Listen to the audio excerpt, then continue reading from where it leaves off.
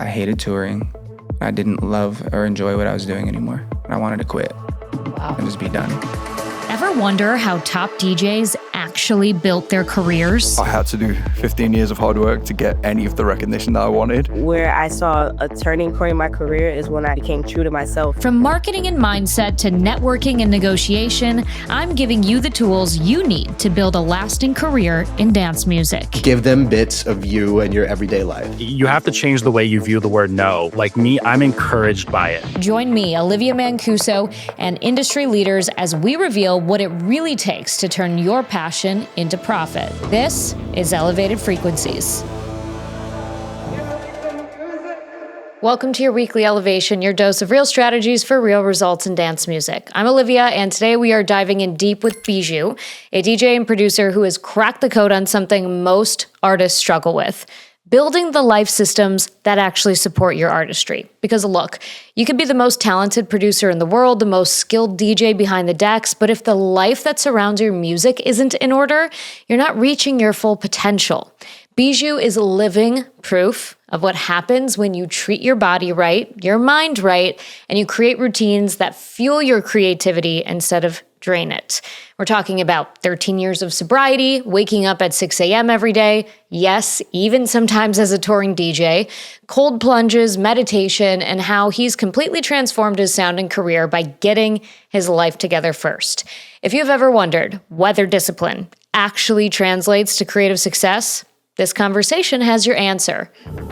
So you're here. You didn't play in Chicago last night, but Correct. You're here because you're going to Milwaukee. For your tour. Let's start with that. Let's talk about your tour. Mind Eraser tour. Right now, I think we have 20 dates announced. We're announcing phase 2, the 26th of this month, which coincides with the release of the song, which is my first release on Fisher's label. That's incredible. Cool. And I saw that he's been rinsing some of your tracks in Ibiza, right? Yes. Is that crazy to see, like, your music travel that far? I can't imagine that feeling because I'm not a DJ. Mm-hmm. And that's been like the dream for me. And we got to go see it in person. So I was there in June. We did like a whole Europe trip, me and my team. We went to like Switzerland, Italy, and then we finished in Ibiza just for the Fisher show. That's so cool. Almost didn't make it, which would have sucked. And then almost didn't even see the track. I was in the bathroom when he started playing it and heard it, and we like ran out. You and bathrooms have a thing. That's really cool. And I was looking through your content the other day, and I love that you are like posting in the like Swiss Alps, like on a gondola, and you are the same person no matter where you are in the world. Yeah. Like you're just this guy with this phone shooting cool content. Like I love that, like it's not pretentious. Like you have a lot of artists who like start kind of like they do their tour thing or whatever, and they get their, cool dude, douchey shots. Like, but you're just you, like wherever you go. I don't really like the too cool vibe. Yeah. There's nothing wrong with it, right? But it's not me. Yeah. So I can't really resonate it with it. But for me, it's like, I'm kind of, if you were to make me like a character, I'm like, I guess like the superhero guy, whereas it's like, I'm trying to show everyone that what I'm doing is available and anyone can do it. It's funny because we were in Vegas last weekend for Marquee, and afterwards we were hanging out with a bunch of people, and someone goes, well, you're just this cool DJ and I'm just an accountant. And I looked at her and I go, you could do what I do. And she was like, what? And kind of just stopped. I was like, yeah, if you worked hard enough and like figured it out, you can do it. It's like a puzzle. It's funny. I was thinking about this last night, laying in bed, going to sleep. I was like, music and life is kind of the same. It's all a puzzle, right? So the way you want your life to be, you find all these pieces of the puzzle that work for you. And it's the same thing with music and growing your like career in the music industry. It's like, what pieces of the puzzle work for me so that I can go where I want to be? That makes sense. It does make sense. I think where a lot of artists get stuck, and any creative, is that they feel like they need to have all the puzzle pieces together. Like the puzzle needs to be made in order for them to take that first step. And they're not willing to kind of just build as they go, make mistakes, iterate.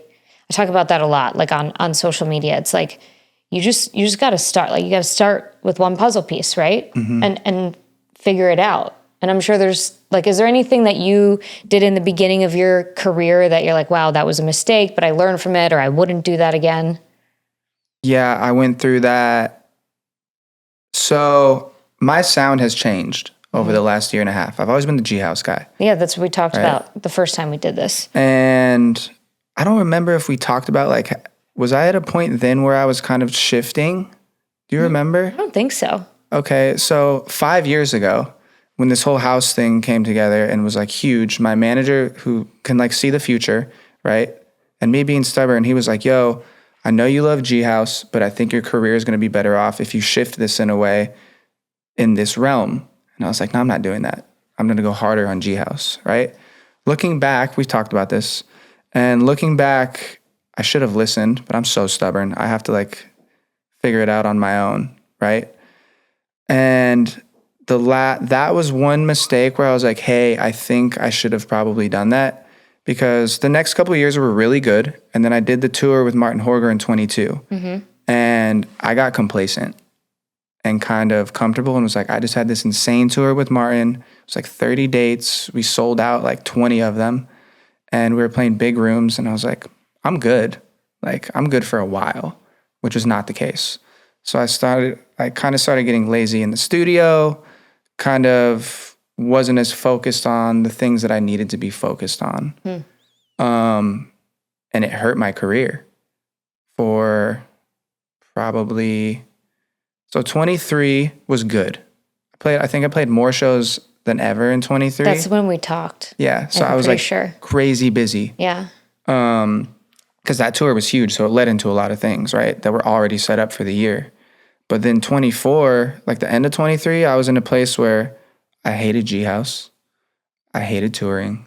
I didn't love or enjoy what I was doing anymore. And I wanted to quit Wow. and just be done.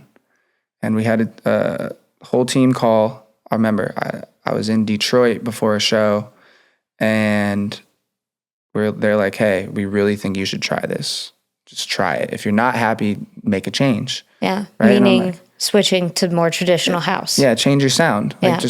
and also G House had plateaued, hit a peak. It's like, what do you do now? I had kind of done everything you could do with it.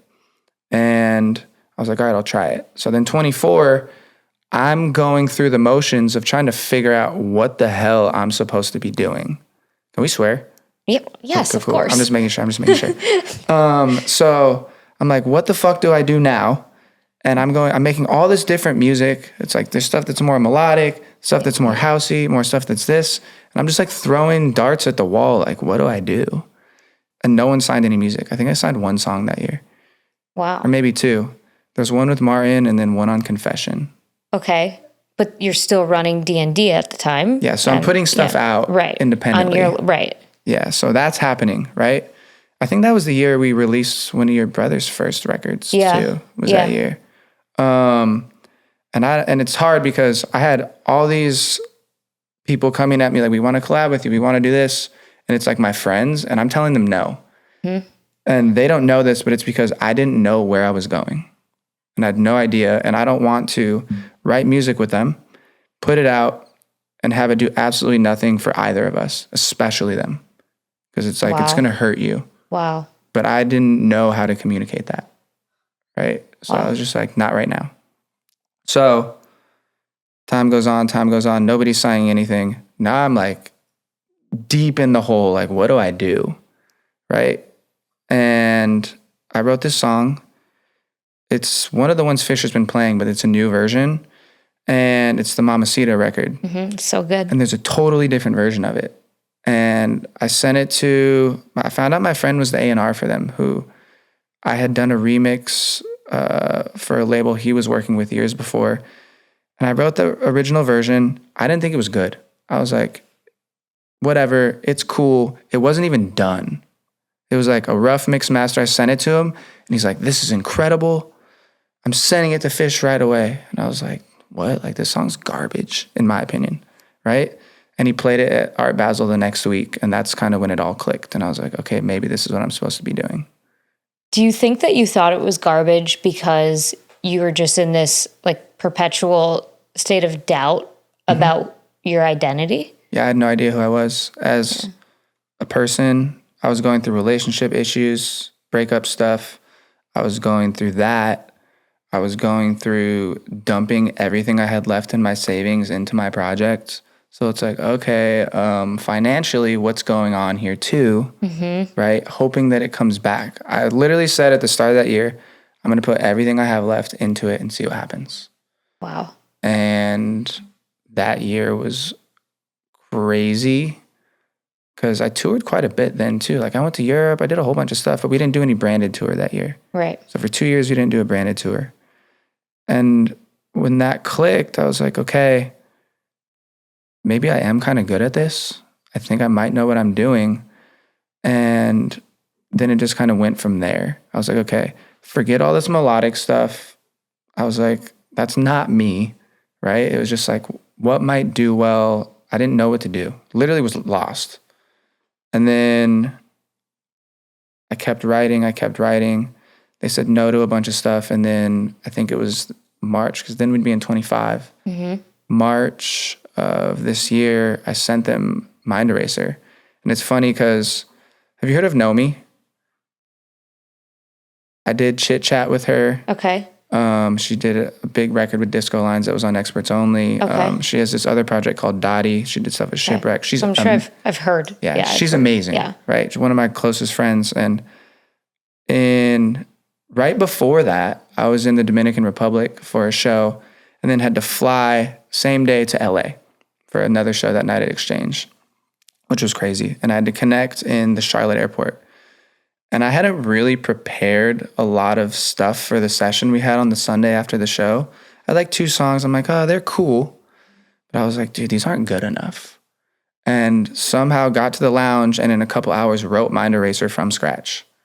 And then played the show. Next morning, got up early, worked on it more, went to the session. And thank God I did that, because the first 2, she's like, they're okay. And then she heard that one and she's like, that's the one. Wow. And then it was me, her, and the engineer. We all wrote the vocal in probably 20 minutes, recorded, and I finished the song in like the next hour. Isn't that crazy? It's just the overthinking, right?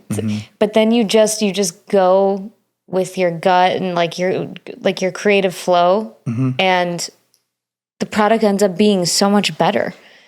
Whenever I overthink things, it's always my most garbage content strategy. You know what I mean? And like I'll look back at it, like that like meme of like the math equation, like the woman with all the math equations above her head, like that. I'm like, what did I just put together? It's like trash. You know what I mean? But then when I just am like, I follow a simple idea, and I don't know if you feel this way too. Like even with social media, the content you put out, it's the stuff that's just like you being yourself, funny, simple. Always performs the best. 100%. And it's like, it's funny how that happened, because I sent it to the A&R on Monday and he goes, or no, it was like a week later. I road tested it a little bit first. It was like, how is this? And got the master back, because before that, I should know this already because I've been doing it for a while, but like I don't mix and master my songs. I could openly say that because I like to get another ear on them. I can do it. But I love to write. So I'm like, all right, cool. This technical shit's great. I can do it. But let me just pass this off because I want to write the next song. Yeah. And the couple songs before that I sent them, I had not gotten them fully mixed and mastered. And they're like, it doesn't sound right here. It doesn't sound right here. I was like, all right, I'm not doing that anymore. Got it mixed and mastered, sent it. And they're like, yo, this is insane.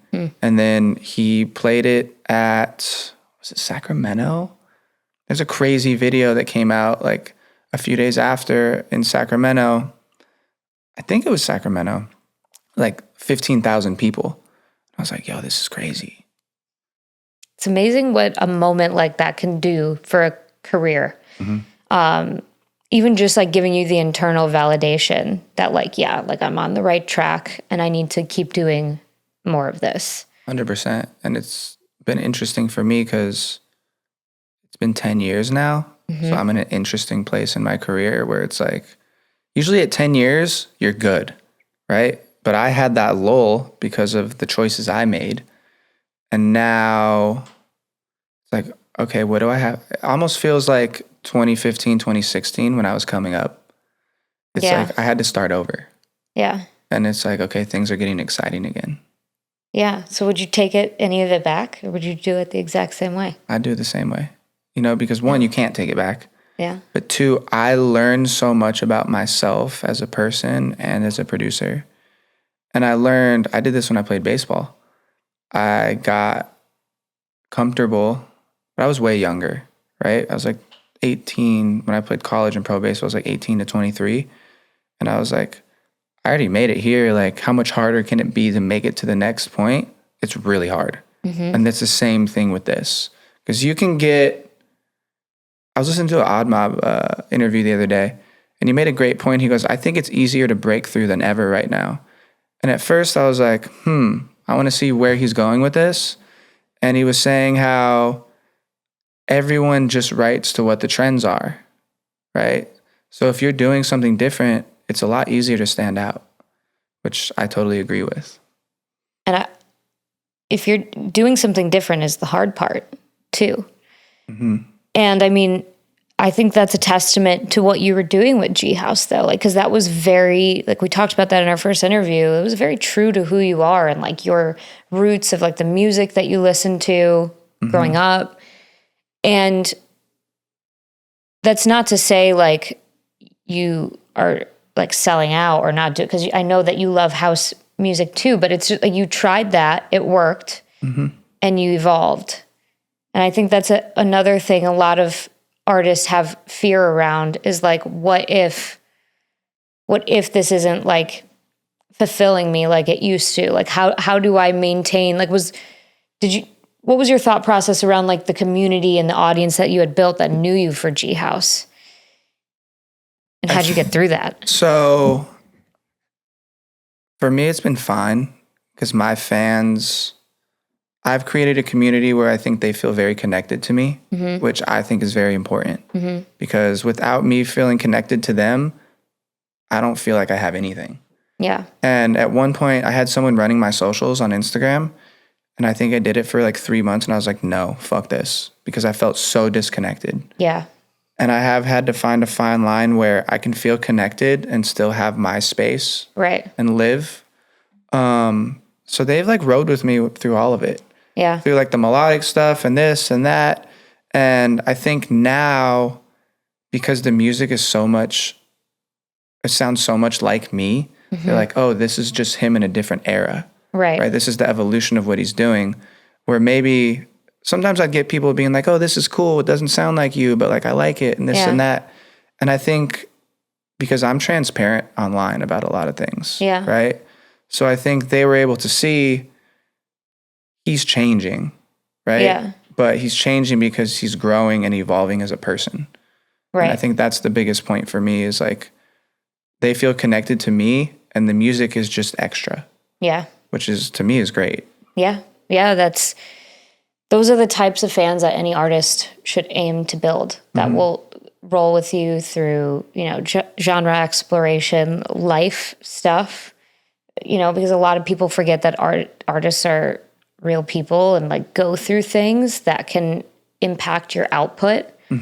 Like I just saw, I think it was Ben Sterling who couldn't make it to an afters or something because he was like in LA. Yeah. And, there's a lot of people supporting him, but there's a lot of people dogging him too. And it's like, people don't give, and it's not just artists, it's like influencers, anyone. Like people expect so much of you. Like they want you to comment on socio-political issues. They want you to like show up, you know what I mean? They want you to like show up to everything and like give it your all. And it's just like your real fans know that you're human and they're obsessed with all parts of you, not just like what you can give to them, like what they can get out of you.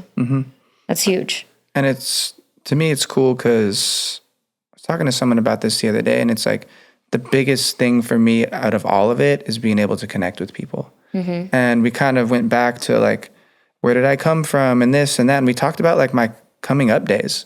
And it was like Jaws, I.O. before he was I.O., when he was Fox, Ryan Collins, Drezzo, like Ghastly, all these people in LA, and everyone was hanging out and everyone was so connected and it was so fun. I can't forget about Tony Fresh. He was there, obviously. But everyone hung out, everyone was connected, everybody was supporting each other. Then one dude would hit it big and they're like, all right, he's gone. right? We don't see him as much. Then the next one, and then the next one. And then at some point, all of us started touring separately. And it was like, yo, where did all my friends go? And it felt so different. So it's like, okay, how do I feel connected again? And you have to connect with the people at the shows and with your fans. And I feel like that's how, like you were saying, that's how they ride with you forever. Yeah. Because they won't forget how you made them feel. Exactly. Yeah. Exactly. That's a big one. I know that I feel that way about guests that come on the show. Like you and I have stayed in touch, and there's been plenty of other artists. And I'm just like, just because, we naturally vibe or whatever, but I'm like very appreciative of artists giving me the time of day. I think you were one of the, really one of the first. Really? I think it was episode 30. So that was before I had even proven that I know what the fuck I'm talking about. You know what I mean? You really, you put trust in me, and that's huge. And it's something that you don't forget. I don't, and again, it's all about the feeling. It's not specifics, maybe something you said or whatever, but if someone makes you feel heard, validated, whatever. Or like you matter. Yeah, it's massive. Which is, I was raised to treat everyone equally. So to me, it's a simple concept. Yeah. And I don't ever understand how that's difficult for people. Well, Everyone's raised different. Yeah, everyone's raised different, and the entertainment industry attracts a lot of egos, and I'm grateful that I feel like the artists that come on this show have always kind of had the same ethos of being community driven, because it's not just the right thing to do, but it is good for business too, right? If you give back in whatever way that you can, by interacting with your fans, whatever it is, mentoring new artists, putting new art, that's just gonna come back to you too. And those who understand that are the ones that thrive and get it. But that also says something about you, that the artists of the same ethos come on your show. So look what you've built. Thank you. Which is dope. Yeah. And it makes me really, really happy. That. When I get comments on the, episodes or whatever, people are like, oh my God, I met so-and-so before. They're the nicest person. I'm like, okay, good. I brought another good one on the show. I'm sure my day will come where someone tries to cancel me for something, but. I feel like we all have those days. I haven't had that day. You haven't? That's great. No, I'm pretty. I'm also on because I don't fucking care. You know what I mean? Just go ahead and try. You cannot use your mob mentality against me, because I just don't care. Yeah, I just laugh. Yeah. Good luck. Yeah. A burner tried to do that on Twitter, recently, tried to start discourse about me and was shut down, which was very cool. Telling your brother about this yesterday. There's this one, I never get hated on, right? Yeah. Which I'm like, they always say if you're getting hated on, you're doing something right. And I've always thought about that. Am I not doing something right? Where are the haters? Yeah. Right? And one time I posted something about having a bunch of haters, and Henry from Space Yacht was like, you literally don't have any. Yeah. And I was like, okay. But I was talking to your brother because this dude all of a sudden started hating on me about the music. Yeah. And I was like, oh, I think we're doing something right here. Yeah. It is true. It is true, because in my opinion, it means that you are inspiring something. You're holding up a mirror and you're like, oh, this person has something that I want but can't do because I don't believe in myself, or whatever. You know what I'm saying? So that's where I see haters coming from. It's I want to help those people. That's very noble. Because it's one, I want to know why you're so upset. Where does it stem from? Yeah. I like the psychology aspect of it. Yeah, I know you're a big psychology guy. Yeah. So where is this stemming from? Why do you feel it's necessary to do it to me? Yeah. When I didn't do anything to you. I'm just living my life. It's all jealousy and projection. Could be, yeah. Yeah. Or maybe they're just upset. It could be someone who's like, I don't like the music you're making anymore. It could totally be that. Yeah, but which is fine. Who genuinely would take the time to communicate that? That's when it's you. That's why they also say you never be hated on by someone who's doing more than you or better than you, because they don't have the time. This is true. I did comment on Twitter about something, or X, whatever it is now, the other day, because as you know, I'm a huge Bills fan. Yeah. My entire feed, it's 20% dance music, 80% sports. It's Buffalo Bills, Pittsburgh Pirates. Yeah. Mainly Buffalo Bills, right? And there's one account that they're always bitching about something. And so, you know what Hard Knocks is? The football show? Yes. So the Bills are preseason on Hard Knocks this year.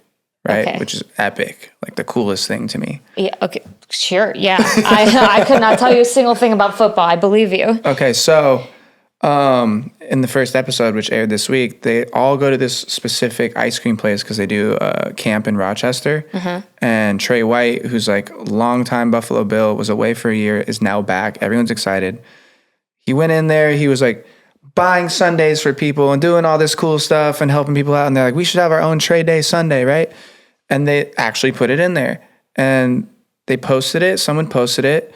And they put the price up there. It was like $12.50 for this giant sundae with like a cookie, a bunch of ice cream. And I'm like, that seems all right. Like, that's okay. Like, shout out to the business. Like, they're doing something cool.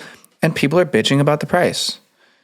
And I literally responded. I go, yo, this shit would be like $20 on the West Coast. Yeah, literally. Stop crying. Well, that's it. People always, I mean, you never see the positive comments and stuff like that, you know? And I'm sure it was a small business too. It is. It's like, go bitch to Amazon. Shop. Like, why? Small businesses get the heat of everything, of like prices and stuff. And I feel like... Well, it costs more. It costs more to small businesses. I feel like that's kind of like been my MO for the past couple years. I used to work in nonprofits, but I'm not going to go down that tangent of what I think is wrong with the nonprofit world. But like, I'm a big proponent of small business, and almost everything in this studio, except for this carpet, is secondhand or small business. And that's really important to me to give back, like supporting. And it's just crazy. It's just like artists too, like especially artists who are like, you know, you have a label, you have whatever, like it just opens you up to so much criticism that like you're never going to see. Like the Amazons, sure, they get criticized, but like it's just not the same energy, you know? And that also goes back to like, again, I feel like fans are starting to demand so much of artists, that they want you to comment on everything. They want you to be part of discourse. It's mind-blowing to me. I think a lot of it is now too is I think fans feel more connected than ever. Yeah. Because artists are more accessible than they've ever been. Yeah, so it's like a double-edged sword. Yeah, and it's like, okay, so can you deal with that? It doesn't bother me. I don't care. But like, think about it at like the Summit Dom Dalla level, right? How do they stay connected? But I feel like they're so big that people just feel connected to them because they're so big. They're so sick and everything's amazing. Yeah. And like, I've met them both and they're both super nice people. And I'm like, I understand why people can relate to them. They're just normal dudes that blew up and are huge. Yep. And sell more tickets than anyone else. Just what it is. Yeah. To me, it's like a simple concept. It's like the brand is great. The music is great. The person is relatable. Like, it all makes sense. Totally. But it's like you have to have the discourse that goes with it and everything that aligns with like what's going on. And that's the hard part. It is. It's again, the double-edged sort of becoming more well-known, becoming famous is, you know, but it's like champagne problems. So I saw you posted on Instagram like last week, I think, about like your 13-year sobriety journey, which is amazing. You just told me like you don't even smoke weed. Like, yeah, I quit weed this year. You have no. Well, we talked about sugar. Sugar is a vice, but so.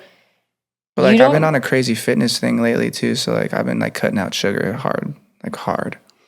Fruit becomes really tasty when you like take an actual break from sugar and like kind of recalibrate your brain.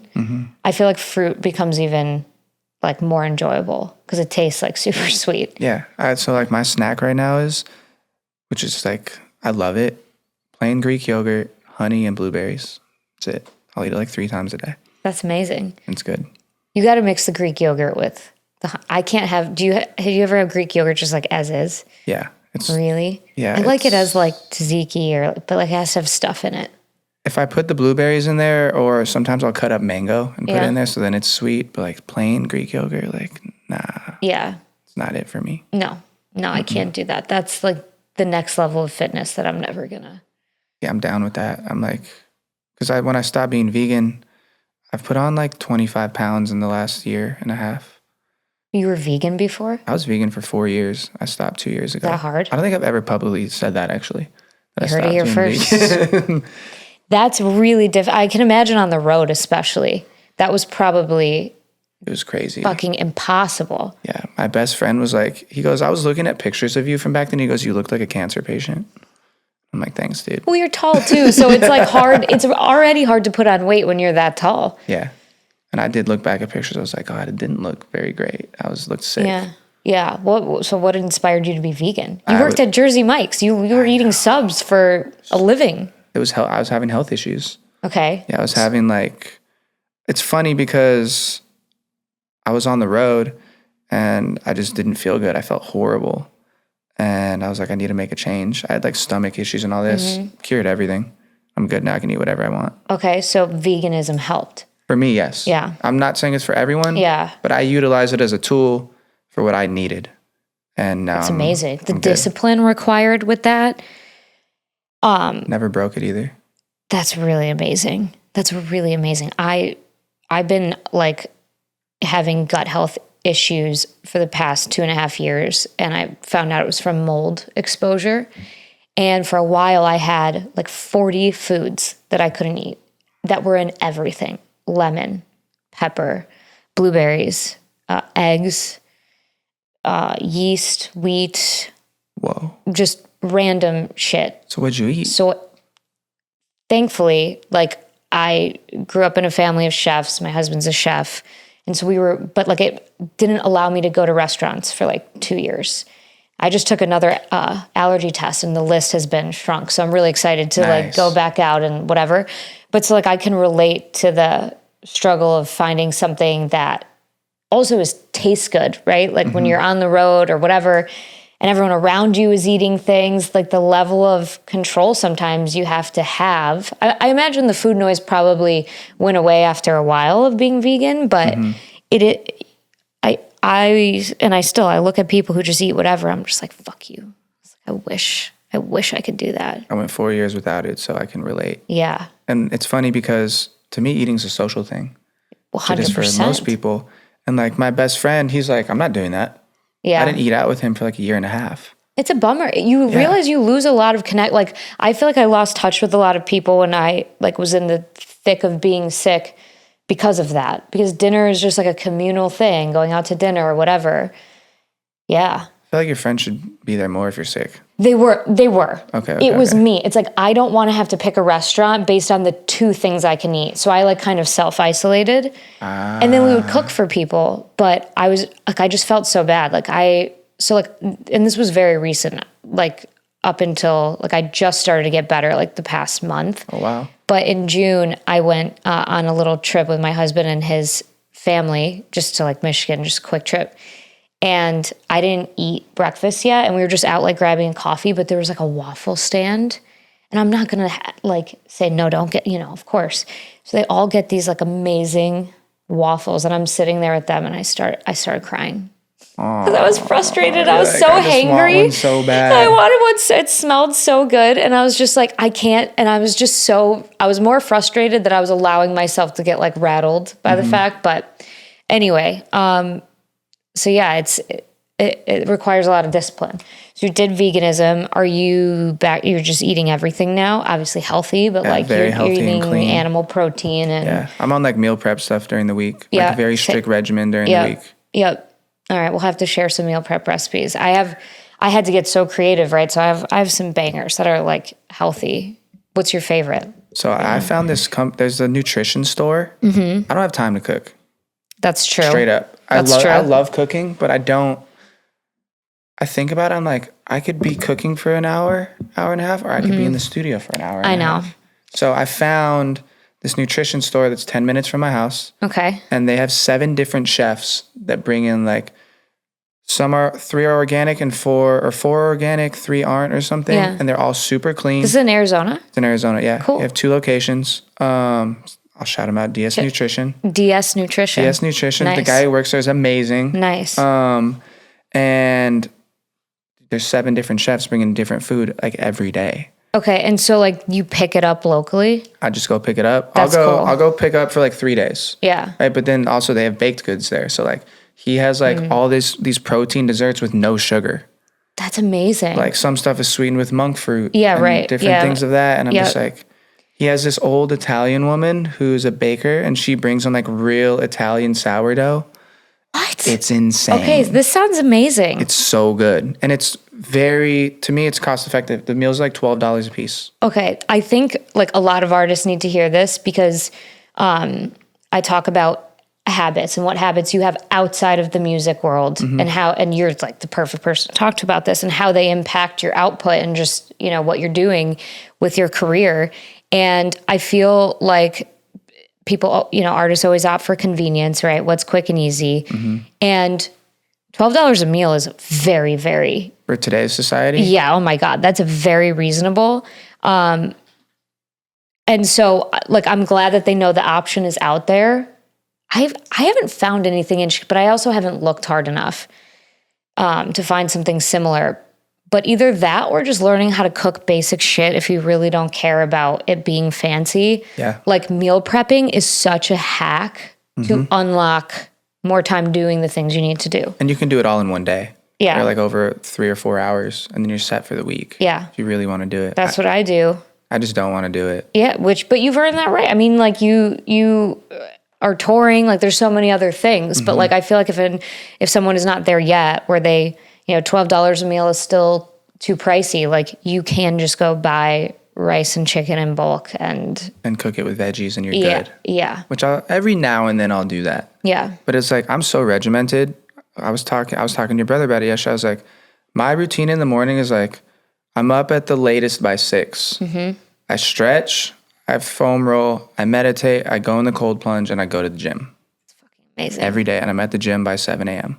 Amazing. And it's like, because the thing is too, if you think about it, in the music industry, no one's really up working till 9, right? Unless they're on the East Coast. Yeah. West Coast, I mean, my team is up early, right? I'll be on the phone sometimes with Thomas at like 6:30 in the morning. Yeah. Right? Daniel and Josh, I probably won't talk to until like 8:30 or 9. But like that time from 6 to 9 a.m. is the time that I get just for me. Yes. And it's so important. Oh my God, it's the best. The morning hours are the best. I'm glad, because I actually have not, and I know there's more of you out there, but I haven't talked to one-on-one another artist that like gets up really early, because that's always the pushback that I get. Like I made a thread once and I was like, just to let you know, like going to bed early, waking up early will make your life infinitely better. And a bunch of DJs were like, well, I can't, I got this and that. And you're touring and playing late and you're still doing that. It's just that the schedule flips on the weekend. That's it. And then what I do is, which I'm a psychopath, right? In the sense that on Sunday, wherever I'm at, I'll usually take the 6 a.m. flight home. Sleep on the plane. I'll get home, work through the day, go to bed at 9. Yeah. Because most people will go nap and then they'll work and then they'll stay up late because they napped. Yep. It's a nap. You got to power through it. Yeah. But you know who I've always gotten up early from sports, right? But I was on a 5 a.m. thing for a while. And Martin Horger got me on that. He was like, you got to read this book, The 5 a.m. Club. And I was like, all right, dude, like whatever, I'll read it. He literally ordered me the book, gave me the book, and I read it. And I think during that tour, because it was probably the first month of the tour and it was like over 4 months, I think for the next 2 months during the tour, I was getting up at 5. And I was like, you get up at 5 during the tour, right? And he's like, no. Like, I was like, oh. That's so all funny. right. Well, you told me to do this, so I just started doing it. Yeah. And I read because when I find a book I like, I read it front to back till I'm done. Yeah. And I won't do anything else. That's I amazing. won't go in the studio. Well, nothing. I'll just read. And I think I read that book in like 2 days. That's amazing. That's so much better though, because then you're just focused on it. You're locked in on it. You're locked in. It's so much better to just do one thing and instead of like fragmenting your time. And everyone's so fucked with that now with like technology and whatever. So if you have the ability to lock in on something, you absorb it better too. I have this weird, I don't know, actually it's not weird. To me, it's like a superpower where I can go, like I could be in the studio working on something for 2 hours and be like, got to do this. I can stop, go handle that, go back in and like pick up right where I left off, where I know that not everyone can do that because a lot of people will be in the studio like, well, if you're flowing, like you don't stop. Right. I'm like, maybe you don't, but I can. That's amazing. To me, it's like, now I got to go do this and go do this and go do this. It's weird because I can focus on that one thing, then go to the next item, and then go to the next item. Yeah. I think it's because I'm so clear-headed. Yeah. Right. From not drinking, anything. not doing anything for the, I mean, it really is such a game changer. Sleep, the basics of life Pretty simple. that make the biggest difference. And like, just to close on the waking up early thing, I get so much done between 6 and 9 because no one's up to bother you. That's also why I work on weekends too. Yeah. I fucking get a month's worth of work done in one day because nobody's emailing me on a weekend. And it's incredible. I mean, obviously for you are, I mean, maybe you work in between, but that's your job, right? Like you're doing that on the weekends. But it's those times that you can find when no one's going to be calling you, whatever, or just those key like team members. I want every artist to at least try. I think they should. I leave my phone on D&D 24 hours a day. Is that why your record label's named D&D? No, but it keeps the peace for me. It does. I had 2 phones at one point. So my therapist recommended that to me at one time, right? Because I had a hard time. I was a people pleaser for a long time, right? And I had a hard time telling people no or ignoring them to make sure that I was okay and getting the things I needed to be done. She goes, get 2 phones. I'm like, it's going to cost me more money. She's like, okay, is the cost of it going to be worth the peace that you have? And I'm like, what do you mean by that? She's like, okay, you have a business phone and you have a personal phone. Leave the business phone in the other room and only check it a few times a day. And anyone that's not a close friend or someone that you work with personally or know really well stays on that phone. And it helped me create the space that I needed to be like, okay, I have to make sure I'm taken care of. Otherwise, I'm not going to be able to help these people. Yeah. Right? It's like the glass half full thing, right? Like if I'm not taken care of, I can't help people that I need to help. 100%. And I did it for like 2 years. And then I was like, all right, get rid of the second phone. It worked. I was like, that's the craziest concept ever. Yeah, you've taken a lot of hypotheses and just put them into practice, like tested them out. That's really cool. I like science experiments. Yeah, that's really cool. They're fun. Yeah, and nothing has to be permanent, right? You just try it out, see how it works for your life. Like that's the biggest thing is I feel like a lot of people are just afraid, like they just don't have the determination to like take that step, and that's what, or they do, but they're just, I don't know. There's not a lot of people like you, like, and I feel like that's also the thing is that the people you surround yourself with have a lot of influence. Before I hit record, I was talking about how when I turned 30, I like dropped like 15 people, just gone. I was like, these people aren't good for my growth. They're not even good friends. Did you feel like they kind of just dropped themselves? I ghosted them and none of them ever reached out to me. That says it all. The story was that I had my 30th birthday party and invited like, you know, they were like local music industry people, the people I'm talking about. But people I'd been friends with for a while, nothing really that had a lot of depth. But, you know, I'm Sicilian, like we provide things at parties. I don't like ask people to BYOB. Like we had, you know, all the booze, like we paid for, it was at a place here called Arbea, which is like one of my favorite spots. They do vinyl, they have regular, you know, they have all kinds of DJing, they have food, good vibe. Food, we had champagne for everybody. Like we did open bar for it for like the first 2 hours. Like we covered, and like we had a room and like 15 people, no call, no showed. And I was just like, okay, I'm turning 30. This is where I'm at. This is what it is. They've showed me with their actions that they don't really give a shit. And so I just never said anything. I just stopped talking to them. Said fuck them. And that's when I started my business and it started booming. And that's when my life changed. That's when I went low alcohol. Like everything changed. And, you know, like, I don't want to like sound douchey, like, yeah, I keep my circle small, but like I do, because it's just like, you know, when you're building something, you can't have distractions and you need to have people that are on the same wavelength. It's like the most important thing.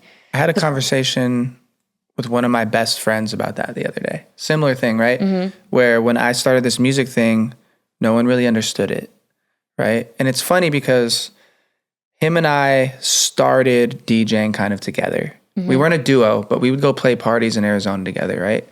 And I asked him an interesting question the other day. And I was like, hey, I'm doing this to understand more about myself. And he was like, yeah, what's up? I was like, I want to know why you're friends with me today. And I go, there's no ulterior motive. I just want to understand. Yeah. Right? Because sometimes people be like, whoa, like, why are you asking me this? Right? None of my friends did that. Actually, one did.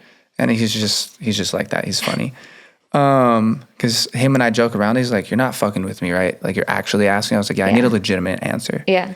And he was like, he told me why, and I understood it. And then we started talking about like the past and things we did together and this and that. He went to the Peace Corps, right? And when he did that, I didn't get it. I was like, why would you want to do that, right? I was so locked into music, right? And he was telling me, he goes, I didn't get it. And then he goes, I remember, because he went to Cambodia, right? I didn't know what the Peace Corps was. So obviously I'm not going to get it. And I'm like, cool, you're going to help people? I was like, that's great. Like, I get it.